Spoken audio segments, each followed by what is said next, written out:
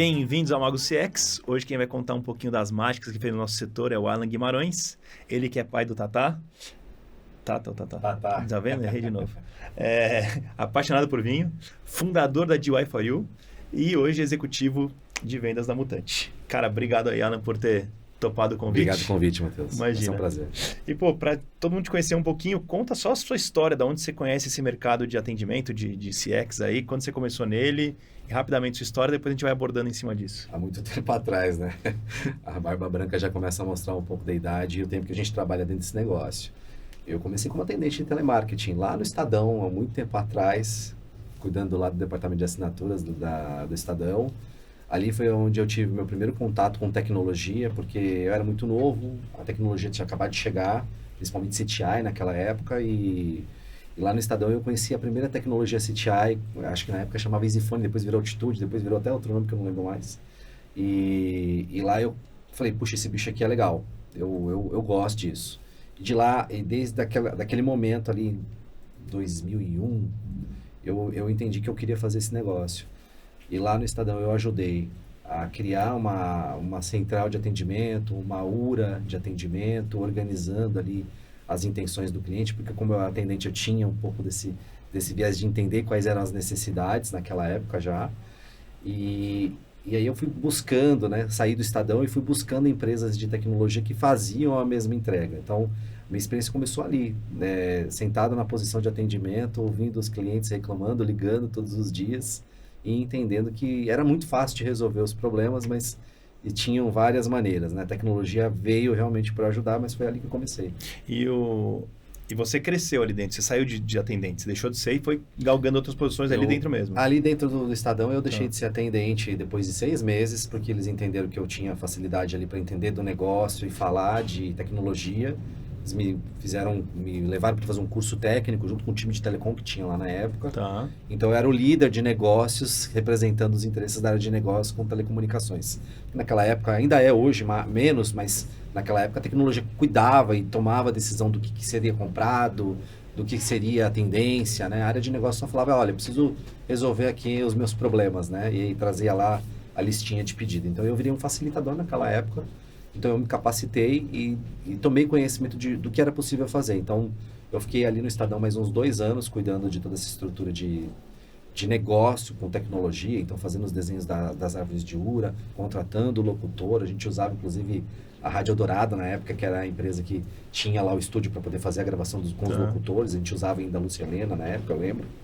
Então a gente fazia todo o processo de gravação lá, dirigia, colocava lá os prompts na URA e tentava fazer tudo que era possível de retenção na URA. Tinha uma URA Ligue Ganhe, que era um programa do Clube do Assinante, sabe, que fazia ali a retenção, a fidelização do cliente. Então, sempre primeiros que ligavam, ganhavam os ingressos, então a gente montava isso, montava lá também. Era até um produto, não era só atendimento, era só saque. Era um produto. A gente começou a criar várias coisas ali que realmente trouxeram destaque para o Estadão na época. E isso também chamou a atenção do mercado. Então, depois de 2 anos no Estadão, eu vi que era aquilo que eu queria fazer. O core do Estadão era outra coisa. Sim. E aí eu tomei gosto de ir para o mercado. E aí de lá eu não parei. Fui para vários integradores, para algumas EPSs, até chegar o momento de fazer aí uma empreitada dentro desse segmento, que foi muito legal para mim em 2017. Você pegou também o comecinho da Mutante, né? Você trabalhou na LM Sistemas ali no começo, ficou um tempão ali. Na LM Sistemas eu era, sei lá, o funcionário número 50, assim. A gente tinha meio andar de um prédio que hoje é inteiro da Mutante na Hungria. Tá. Lá eu de verdade, na verdade assim, é muito curioso isso, porque lá no Estadão, o meu primeiro contato com a LM foi lá como cliente, entendendo como funcionava o mercado. Falei, acho que eu consigo fazer isso. Me aventurei, não foi o melhor resultado, mas eu tomei referência e conhecimento da LM. Tá.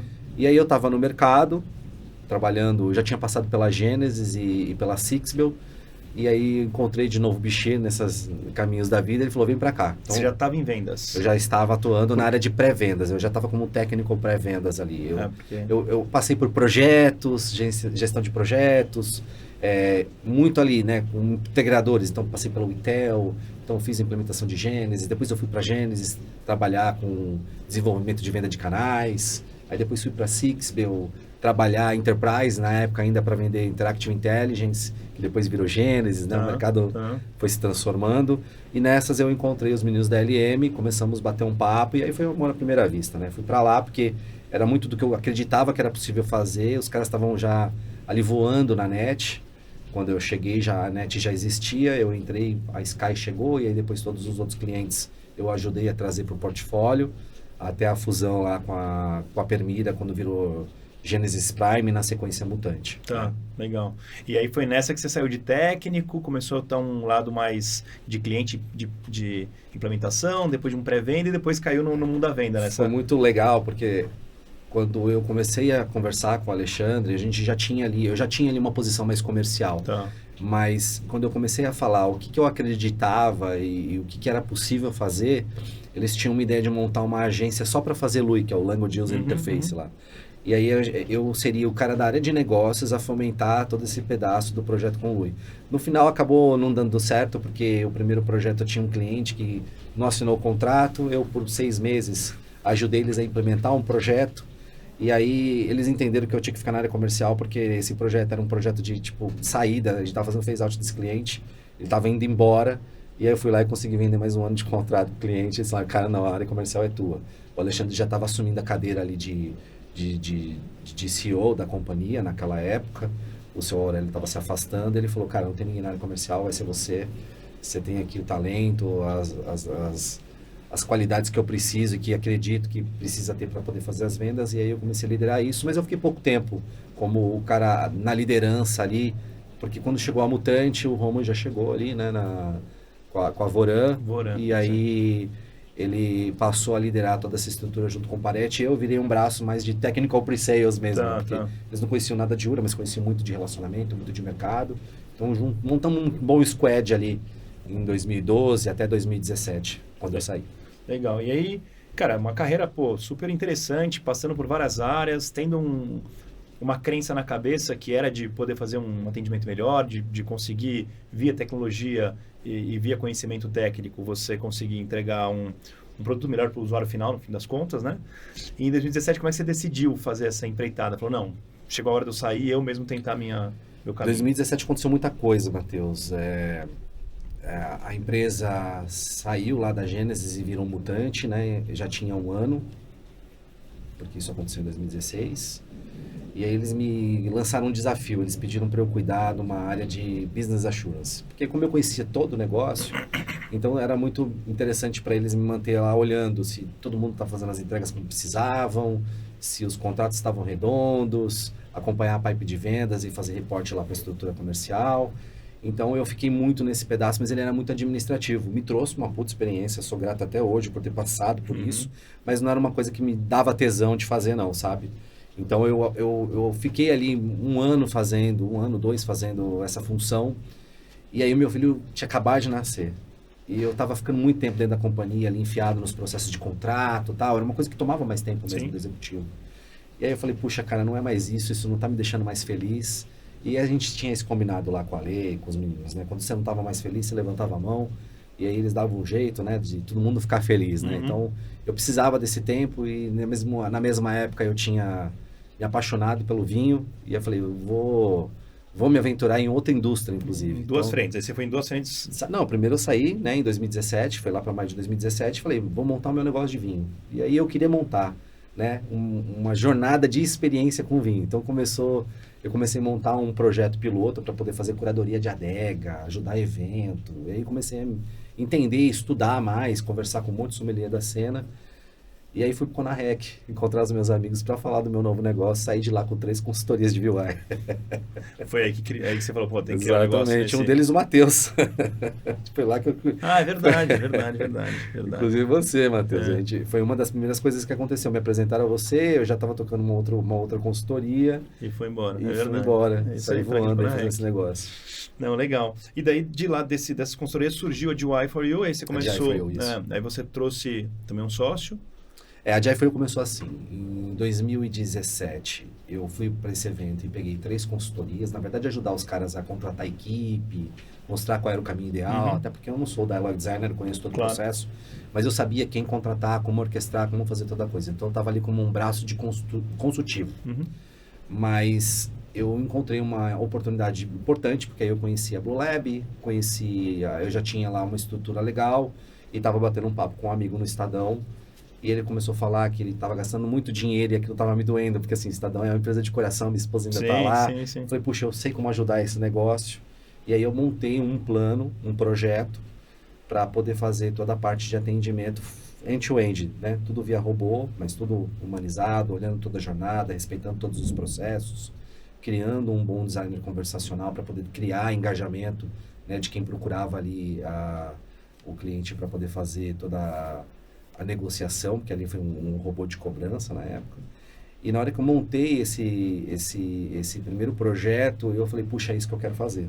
Então a gente começou a fazer oferta no mercado, mais na linha de VUI. Então a DI foi concebida ali fazendo esses robôs com parceiros tecnológicos. E aí o que eu olhei no mercado? Bom, tinham várias empresas no mercado que tinham a tecnologia, né? E hoje a gente até fala, tem tecnologia commodity, Sim, né? sim. Tem várias marcas, tem umas maiores, umas menores, uma com mais experiência, outra com menos, mas é tudo commodity, tá tudo na nuvem, todo mundo falando de omnichannel, né? Então, assim, tecnologia estava à disposição já, não era mais a novidade. O que era o desafio, e ainda é para as companhias lá atrás e agora, é como é que eu atendo melhor o meu cliente, como é que isso vira receita para a gente, como é que isso deixa de ser uma linha de custo de ofensor dentro da companhia. Então, o que a gente fez foi criar todo esse trabalho de, olha, eu faço aqui uma releitura do teu negócio, a gente apresenta diferente, dá uma nova roupa, não só no aspecto conversacional, de missão, de branding, né? Mas também de negócio, porque a gente ainda acompanha as empresas no mercado, olhando KPIs que não fazem o menor sentido, olhando KPIs básicos de call center e não os KPIs que de fato mudam o jogo na hora de fazer o atendimento. O que eu quero dizer com isso? Não adianta você só olhar a retenção, não adianta você só olhar o NPS. Você tem vários aspectos, se você quiser realmente respeitar toda aquela coisa da jornada do cliente, né? E que nessas entregas a gente fazia. Então, a gente montava todo um cenário com uma nova CDR de informações ali, um novo book de KPIs, né, para o cliente olhar. E não era só tirar um relatório, era olhar esse relatório, analisar e o que a gente pode mudar para melhorar ainda mais essa experiência. Então, eu fui para o mercado e aí eu falei com todos os parceiros que não tinham a oferta e a metodologia que a gente tinha, mas tinham a tecnologia. E aí a gente consolidou... um braço a gente consolidou uma oferta que fazia frente a grandes empresas do mercado, né, com uma solução completa, redonda e que realmente mudava o jogo, né? Aí eu sou muito...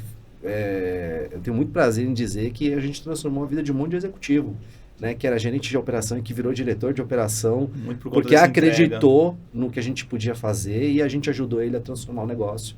E isso trouxe para ele mais palco, né, mostrou os resultados, que é uma consequência do bom trabalho. Quando né? Você vem com um produto desse funcionando, resolvendo um problema, o cara na hora chama super atenção. Exatamente. Deixa eu fazer uma pergunta paralela aqui. Claro.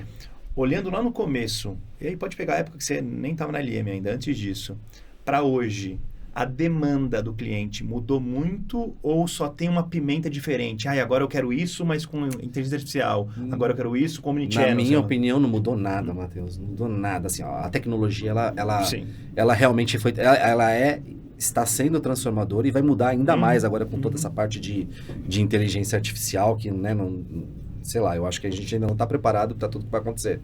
Mas, do ponto de vista de necessidade, de jornada, eu não vejo nada diferente. A gente faz assessment hoje em empresas e a gente olha que não é mais mata, é floresta alta, assim. Assuntos muito básicos de serem tratados, resolvidos, solucionados, que ainda estão ali com um time que não tem a menor ideia de como fazer todo esse trabalho de curadoria, né? De como é que eu olho para esse cliente, como é que eu cuido da jornada desse cliente, como é que eu faço para chegar do outro lado, atendendo ele redondo, com boas ferramentas, olhando esses indicadores para falar de evolução, né? Eu de verdade, eu acho que a gente está indo para um caminho legal, né?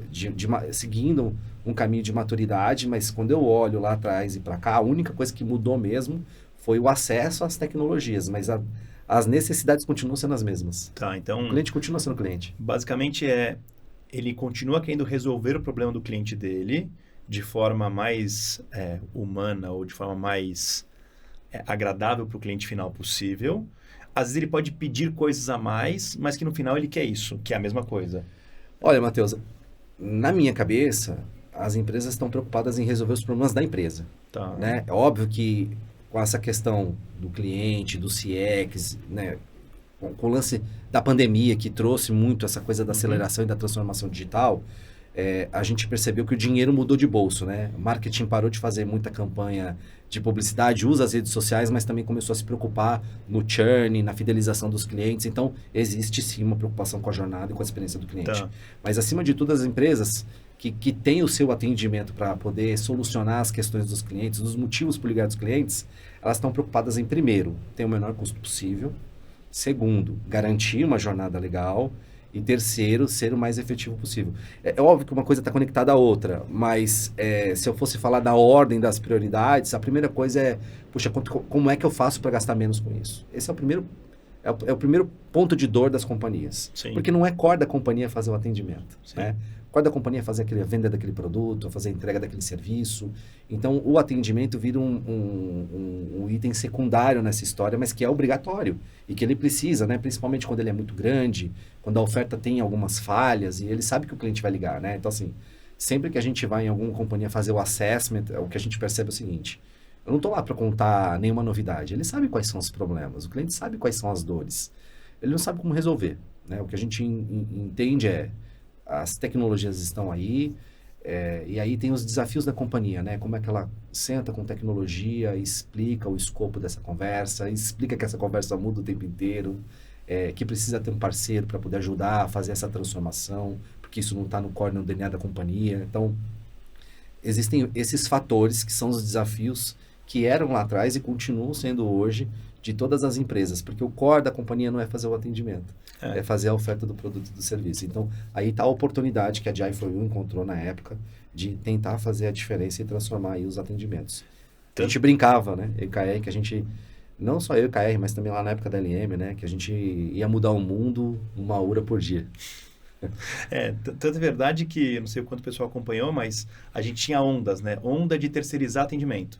Agora, a onda de internalizar tudo, porque a qualidade caiu, precisamos internalizar. E aí voltar a terceirizar de novo, internalizar, e eu nem sei que onda nós estamos agora. Mas eu sei que essa onda era muito variável. Existe uma preocupação, né? Você imagina que, na maioria das vezes que as empresas terceirizavam o seu atendimento para outras empresas, é natural que a qualidade do atendimento caia, porque muda o engajamento, né? A vestimenta da camisa, né? Por mais que você tenha uma empresa que faz esse tipo de atendimento terceirizado comprometida com os resultados, aquele funcionário não está lá vivendo as dores da empresa, vivendo os resultados da empresa. Então, ele faz o atendimento, mas é diferente, né? Então, as companhias que contratam as empresas terceiras têm muita preocupação de ou ter alguém lá dentro dessa empresa terceirizada para ajudar, acompanhar os resultados, olhar ali na ponta do lápis a operação, ou então falar assim, puxa, olha, eu precisava dar uma organizada em todos os meus processos, agora que eu estou mais organizado, eu prefiro trazer esse time para cá, porque isso é importante para o meu negócio, cuidar disso de perto, e aí faz a internalização. Mas a gente sempre cai no orçamento. A conversa sempre está em cima do orçamento. Não tem mágica. E aí a decisão é exatamente essa, onde é mais barato de fazer todo esse atendimento, onde é que eu consigo fazer todo o financiamento e o suporte para poder atender todos os meus clientes. E aí o terceiro, eu acho que tem muito disso. Se as empresas pudessem, elas certamente teriam um estudo interno. Você falou umas coisas interessantes aqui. A primeira delas é a questão de organizar, né? Bom, como não é meu core, eu sei que ter gente do meu time fazendo, ele é mais animado em fazer, ele dá mais sangue, talvez, para fazer aquilo, mas eu sei que se eu trouxer uma EPS que a especialidade dele é processo, é atendimento, é estruturar time de atendimento, ele vai dar uma organizada na minha casa. Então, acho que esse é um ponto bacana que você colocou. E um outro ponto bacana é a demanda do cliente continua exatamente igual. Só que talvez hoje as variáveis que as empresas olhem para fora aumentaram. Sim, então, antes eu olhava para custo, agora eu olho para churn, agora eu olho para experiência, agora eu olho para, faz um tempo já NPS, eu olho para CSAT, enfim. Você começa a ter uma gama maior de coisas para se olhar. Você tem uma cesta maior de KPIs. Nesse sentido, amadureceu o negócio. Amadureceu bem. Mas assim, mas no final a demanda cara, eu quero atender melhor e mais barato meu cliente, Sim, ponto. É isso. Como é que eu faço para atender melhor? mais barato e mais que isso, né? As empresas estão discutindo agora como que elas rentabilizam isso, né? Porque se você tem um cliente na base, você conhece os comportamentos dele, você tem mais de um produto, você tem que vender outro produto pro cliente. Então, como é que ele coloca inteligência de dados nesse negócio e orquestra isso para poder fazer cross-sell, fazer um programa de fidelização mais inteligente, recorrência, né? Tem muita oportunidade e, como você falou, a coisa ainda não está tão bem colocada e aí quando você vai pegar uma oportunidade, às vezes você falha, enfim, é uma doideira. Quais são os desafios maiores de implementação? Porque hoje a gente olha para as empresas, pô, elas estão nascendo na nuvem, elas já estão tudo pronto, já estão tudo API first, já, né? Você vê algumas empresas assim, você fala, nossa, vai ter uma facilidade para implementar um projeto. Mas a realidade é que a gente tem várias empresas que adquiriram 50 parceiros, a outra cresceu e está um legado super antigo. Quais são as dificuldades que vocês encontram aí, pode ser você em qualquer empresa que já passou, para pegar esse sonho, pegar esse conhecimento que você tem, juntou com uma boa tecnologia por trás, montou ali, fala, cara, estou perfeito, estou ótimo. Mas na hora de implementar não é tão rápido, ou não acontece na velocidade que você gostaria. Bom, hoje eu estou na Mutante e a gente tem um squad super agressivo para fazer a implementação. Então tem um time com alguma experiência ali para fazer setup de projeto. E a gente é bem agressivo nos prazos. Mas os desafios que a gente encontra, porque é muito louco isso, né? As empresas têm uma expectativa do cronograma inicial, então a gente vai lá, senta o projeto, olha, dá para fazer em 4 meses, em 6 meses. E o cara faz a conta lá, fala, puta, em 6 meses eu vou estar com o projeto no ar, eu já vou começar a ter ganho disso, então eu já posso reportar para o board. Qual que é o problema? O problema é que na hora que a gente vai fazer esse setup, do lado de lá do cliente, existem entregas para acontecer, né? Porque não dá só para eu colocar a tecnologia e fazer a mágica. Não é assim que funciona, né? É sempre um trabalho a 4 mãos. O cliente tem que entregar informação, tem que abrir lá o seu payload de APIs, tem que abrir lá o teu gerencial de chamadas para a gente entender os principais motivos por ligar, o DMM, o HMM, olhar quais são os sistemas de integração, entender como é que a equipe de atendimento está distribuída, até para entender tudo que a gente conseguir fazer ali, automação, legal, mas tudo aquilo que a gente não conseguir fazer automação está ali identificado, para quem que a gente entrega. Então, você tem uma série de coisas que precisam ser discutidas. Uma estrutura que tem que estar pronta para você você poder precisa plugar. que o cliente também tenha um squad, uma liderança lá que entenda o que é setup do projeto. Porque senão o projeto ele tende a levar mais tempo do que está planejado. Então, Porque falta comunicação dentro da companhia, porque não tem a experiência, né? Então, falta comunicação da companhia da área de negócio ou da área de tecnologia, porque hoje a gente vê mais área de negócio contratando esse tipo de solução, antes menos, mais tecnologia liderando, mas hoje tem um mix, né? Muito mais ligado e centralizado ali como sponsor área de negócio, sempre com apoio de tecnologia, mas o que a gente percebe é que essas áreas ainda não se conversam do jeito que deveriam. E aí isso traz um gap para a entrada do projeto. Então, você tem agora, né, vários desafios. Você falou de nuvem, né? Então, agora você tem as estruturas de negócio, de tecnologia, de SI, né? Que é um tema super pesado e constante em todos os lugares que a gente vai agora. E se todo mundo não está dentro do projeto na companhia, a gente tem os gaps que você estava aí perguntando se tinha ou não. Tem sim. A gente tem esses gaps. E aí o desafio é como é que a gente senta com essas empresas, monta um bom projeto de comunicação primeiro, para que eles entendam quais são as entregas que a gente precisa também que eles devolvam para a gente poder fazer um projeto redondo. Então, esse desafio ainda existe, ele é bem grande. E aí é curioso e uma falta de visão minha que eu queria saber se você entende, né? Porque quando a gente vai fazer um projeto desse numa empresa, a área de atendimento é um custo relevante para a empresa. Ela não é um custo... óbvio, tem empresa, mas vamos pegar uma empresa que tem uma área de atendimento grande, as empresas de serviço ali, os utilities, enfim, bancos. E aí, aquilo é um custo relevante. Aí, muitas vezes, o cliente vira e fala assim, o meu TI está focado em outras entregas que são mais importantes do que essa. Então, não tenho TI para poder fazer esse estruturante que precisa ser feito. A minha dúvida é, de fato, existem outras, e aí impossível que a gente saber, mas existem outras entregas que são tão relevantes quanto essa, ou existe uma falta de conhecimento tão grande da área de atendimento, de quanto aquilo custa e quanto poderia ser resolvido, que o cara dá prioridade para outra área em vez de dar para essa? Eu não tenho dúvida que é um pouco de cada coisa dessa que você falou. Tá. Assim, você certamente pode ter algumas empresas que têm desafios mais importantes do que a implementação do projeto de atendimento. Imagina que haja um problema no billing, por exemplo, da companhia. Eu não tenho dúvida que ele deve ser prioridade lá para poder ser resolvido.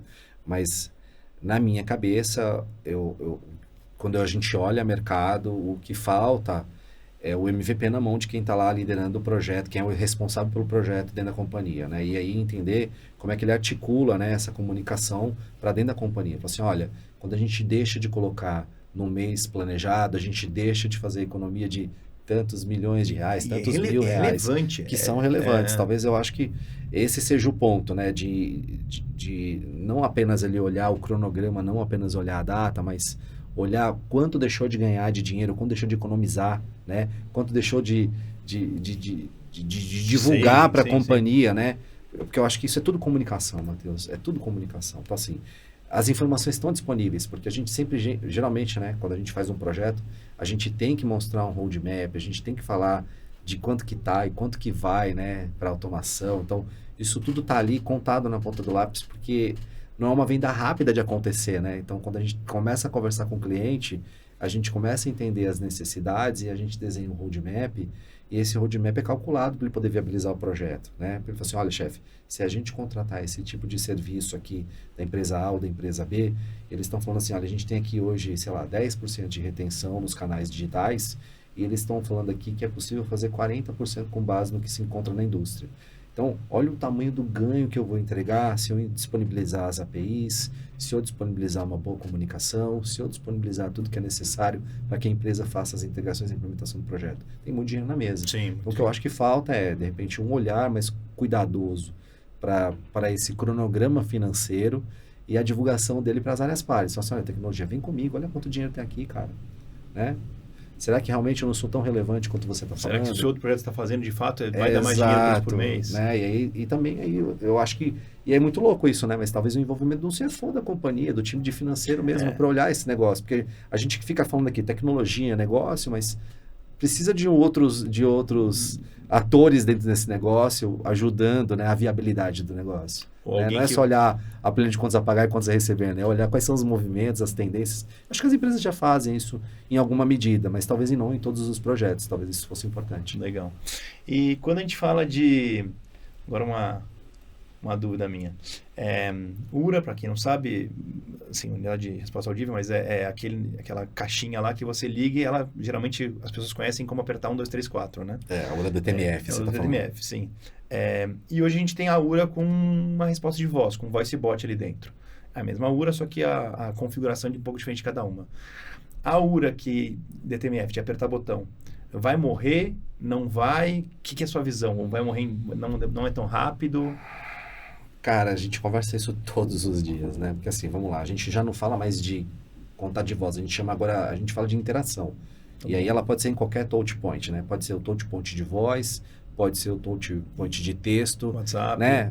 WhatsApp, SMS, e-mail, website, app, né? Você tem vários canais de texto e vários canais de voz. Você pode pegar o próprio WhatsApp, ele também pode ser um canal de voz. Sim. Né? Então, eu acho que vai mudar o mix, né? A gente ainda encontra... Quando a gente está falando de call center no Brasil em particular, a gente ainda encontra uma predominância muito grande, né, do canal de voz. Por 2 motivos. Ainda falta um pouco de segurança do cliente em contatar os outros canais e falta um pouco de experiência das empresas em implementar tecnologias que os deixe seguro de atender em outros canais.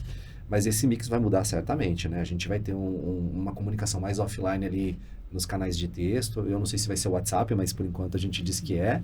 Né? Pelo menos no Brasil, né? Não seria o caso dos Estados Unidos, por exemplo, que é tudo SMS, mas eu acho que existe uma forte tendência da gente levar esse mix para um volume mais considerável nos canais de texto, porque é mais barato. Tá bom. Você imagina que no canal de voz é o one-on-one, né? À medida que você está lá no canal de texto, você vai pro 3-1, tal. Isso quando eu estou falando de atendimento humano.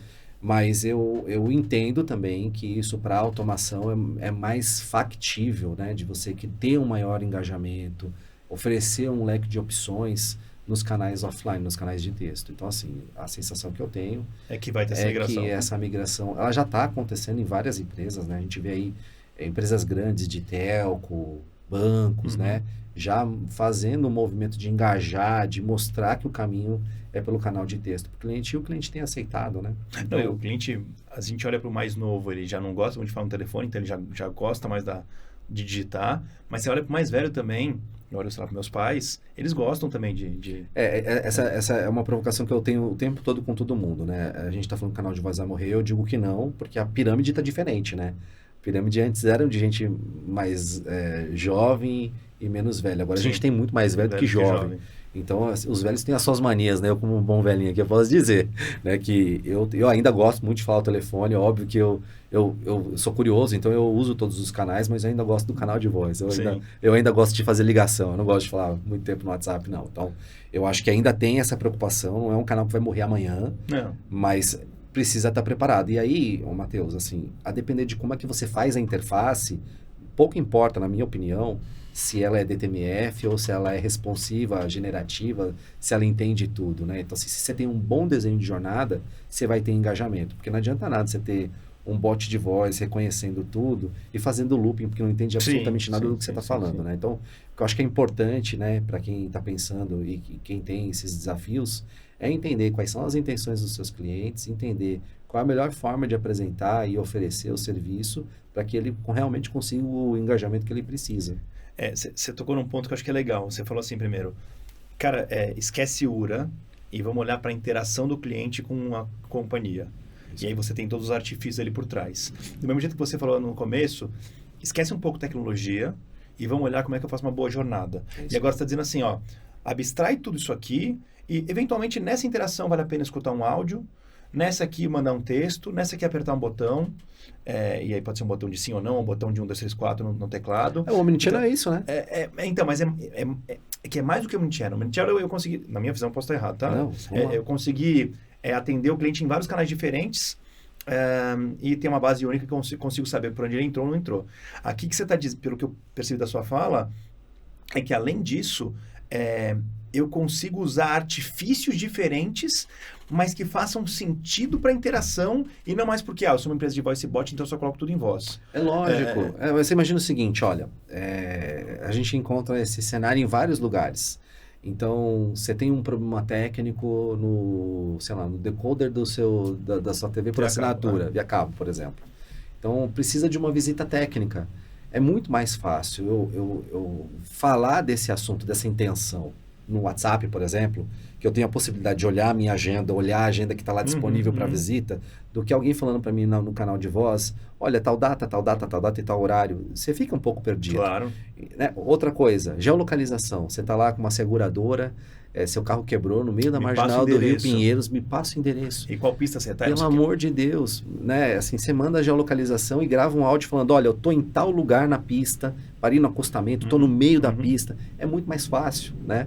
Então, a depender, né, da usabilidade, da necessidade do cliente, você tem que saber usar ali, orquestrar a conversa, né? Então, eu acho que o lance do Omnichannel é mágico por isso.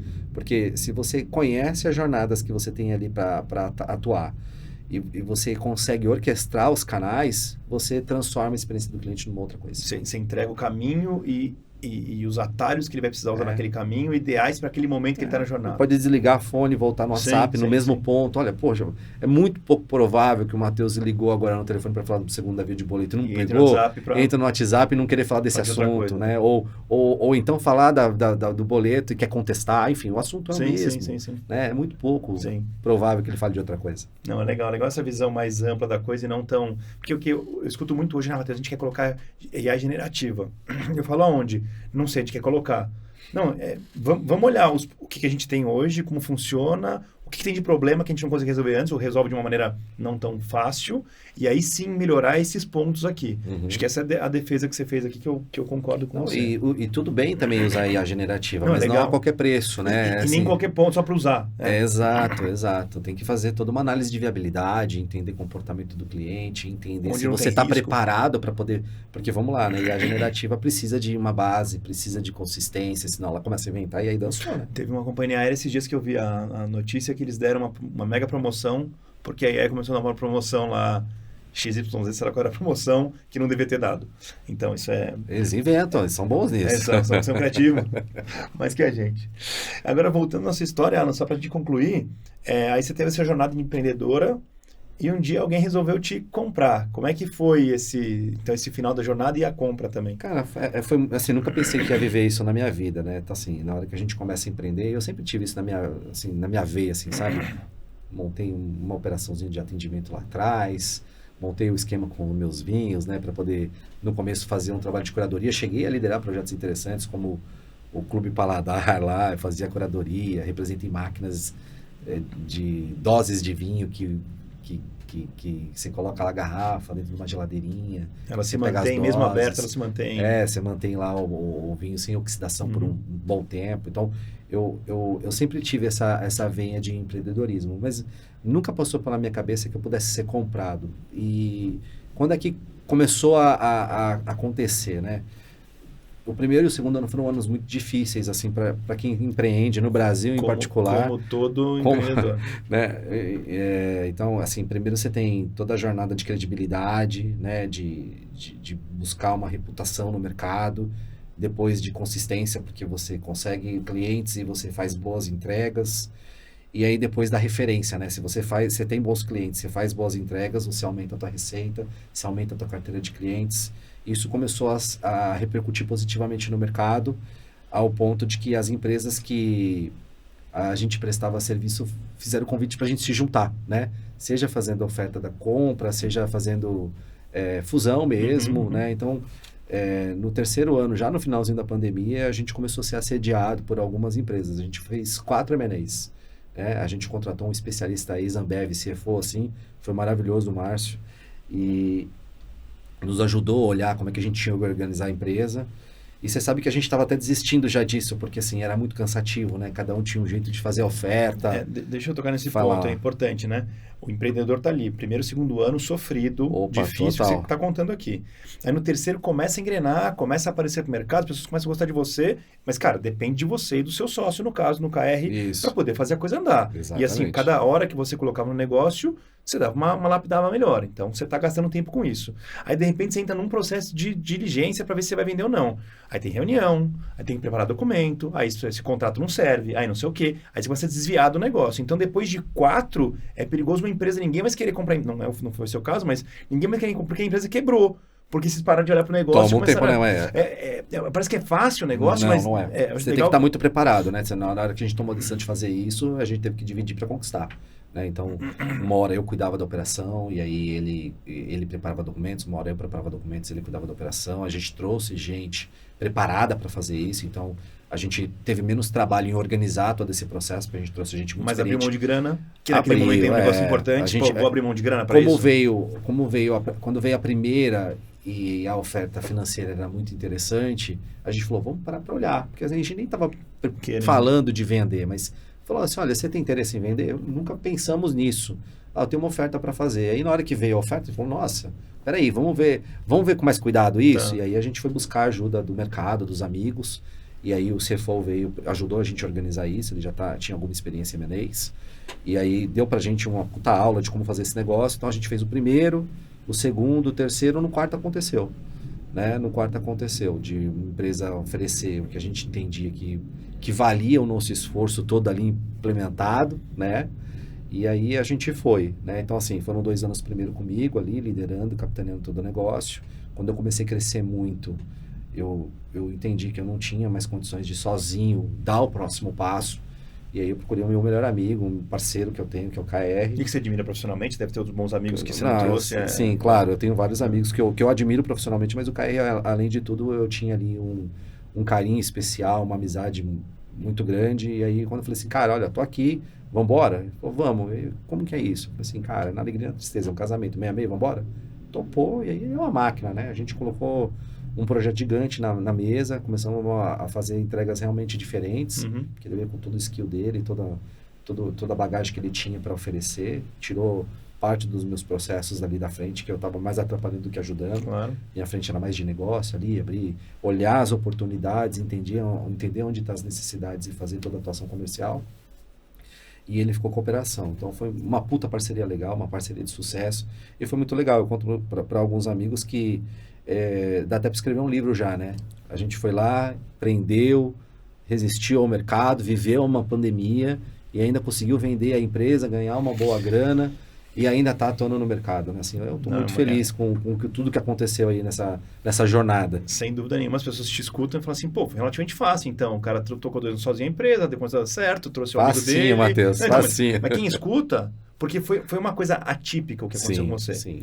E que bom, mas assim, é muito atípico. Então, para as pessoas não acharem também que, legal, o cara sofreu um pouquinho ali, mas depois trouxe um amigo, deu certo, implementou, não sei o quê, o mercado veio, quatro ofertas assim, então pouco tempo. E não foram só 2 pessoas, né? Todo o time tinha quase 20 pessoas já. Já tinha crescido bem. Já tinha crescido, eu já não trabalhava mais sozinho, mas as cabeças ali eram 2 mesmo, a minha e do KR, liderando todas as frentes. Mas não é fácil empreender, não é fácil. Você tem que pagar os impostos, aí a gente entrou na pandemia, todos os fornecedores, todos os clientes dizendo, olha, estamos num momento difícil, a gente vai ter que segurar o faturamento, e aí se você não tem capital para segurar o negócio, você dança. Então assim, a gente tinha feito um bom planejamento financeiro, a gente tinha um bom caixa, a gente conseguiu segurar a pandemia, e aí os clientes começaram a pedir mais para pagar, para fazer mais tem que pagar, chefe.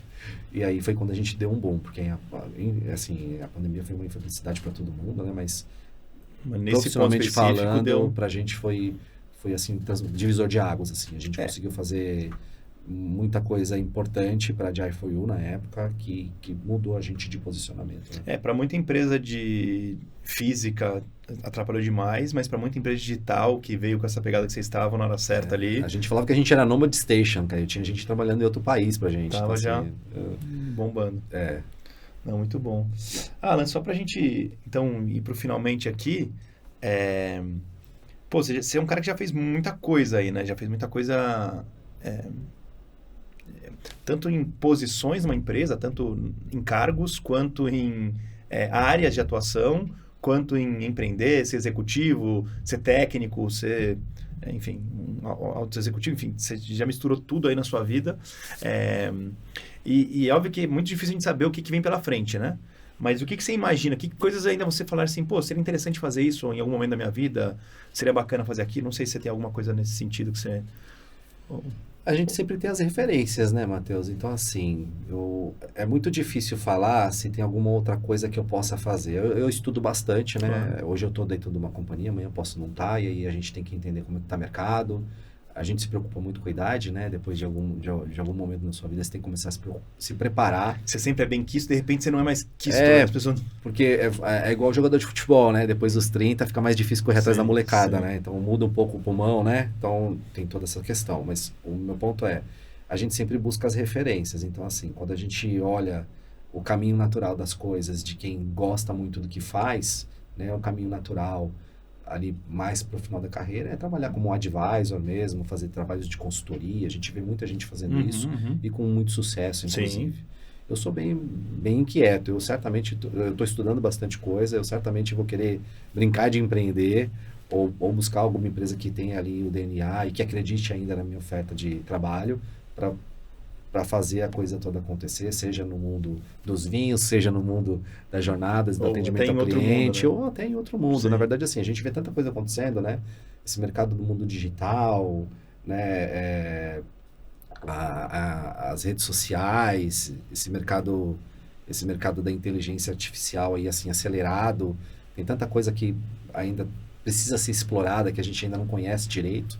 Então, sendo muito honesto, Sim. no caminho natural das coisas, eu provavelmente montaria alguma coisa mais consultiva, olhando o futuro assim, sei lá, de médio prazo, mas eu ainda estou estudando o mercado, ainda estou com o espírito jovem, com mão nem tanto, mas eu acredito que ainda tem bastante coisa para a gente pensar e fazer. Eu acho que a área que a gente está, é o que você falou, ela envolve 2 coisas que são muito amplas, tecnologia, super amplo, e cliente. E aí, cliente de uma maneira super ampla. Você pode ensinar as pessoas como vender em outras áreas, porque você é um vendedor, então você sabe vender bem. Você pode ensinar como fazer uma boa usabilidade. Então, é uma área muito aberta. Então, é o que você disse, né? E ainda, no topo disso, você é um cara com muita experiência agora. Então, você pode também ser um advisor. Acho que você está num momento que é bom, que tem muita oportunidade, mas também fica difícil até... né, decidir, assim. Eu confesso que nesse momento do espaço e do tempo, eu tenho uma preocupação com o futuro. Claro. A gente pensa em várias coisas. Parar de trabalhar não é uma possibilidade. Até porque eu ainda gosto do que eu faço bastante. Quando a gente olha o mercado, a gente vê que ainda existe uma demanda muito grande e tem pouca oferta. Né? Quando a gente procura ali experiência, metodologia, jornada. A gente encontra algumas empresas Sim. que fazem, mas são poucas as empresas no Brasil que fazem. Quando você vai para fora do mercado brasileiro também, isso aumenta, inclusive, né? Você tem a tecnologia, de novo, à disposição, mas a metodologia, a análise, como fazer esse processo, ainda está engatinhando. Eu acho que tem muita oportunidade ainda. Incrível, Então, né? seja como um executivo numa outra companhia ou na companhia que eu continuo, seja empreendendo No um mercado, novo no outro negócio, mercado, ainda tem muita oportunidade, o mercado ainda está muito aberto. Legal, legal. É isso. É muita possibilidade. Alan, cara, obrigado. Foi um baita prazer ter você aqui. Eu que te agradeço A o gente convite, foi já se gostoso o papo. conhecia. É sempre bom falar com os amigos assim. E é muito bom. Cara, valeu, brigadão. Eu que te agradeço, obrigadão. Fechou.